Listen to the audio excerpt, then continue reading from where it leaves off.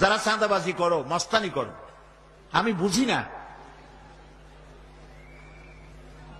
তারা কি জাতের লোক, গায়ের রক্তটা কিসের, মানুষের রক্ত না পশুর রক্ত?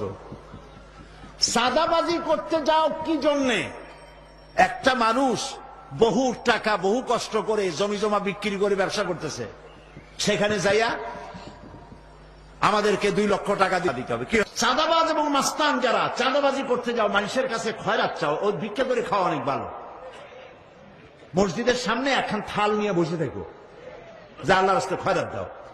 দোকানদারের কাছ থেকে চাঁদাবাজি করা, বিল্ডিং কেউ নতুন বানাইতে পারে না, অমনি হাজির।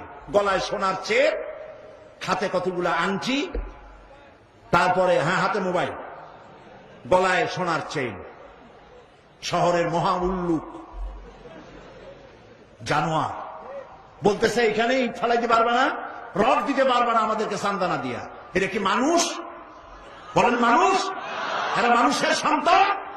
এরা জানোয়ার, পশু। চাঁদাবাজ এবং মাস্তান সন্ত্রাসী, ইসলামে এদের কোনো স্থান নাই। এদেশে যদি কোরআনের রাজ কায়েম হয়, সন্ত্রাসীদের মাথা কামাইয়া ঘোল ঢেলে দেওয়া হবে, যাতে মাথা ঠান্ডা থাকে। এই জন্য মাথা ঠান্ডা করিয়া বসে থাকবে। আর সকলের চাকরি দেওয়া হবে, কাজ করো আর খাও, চাঁদাবাজি করো না। শ্বশুরের কাছে চাঁদাবাজি করে, বউর কাছেও চাঁদাবাজি করে। এত বড় লক্ষ্মী ছাড়া বউরে যায় বলে আমার হিরোইন খাওয়ার পয়সা দিবি। পত্রিকা আসছে না ভাই?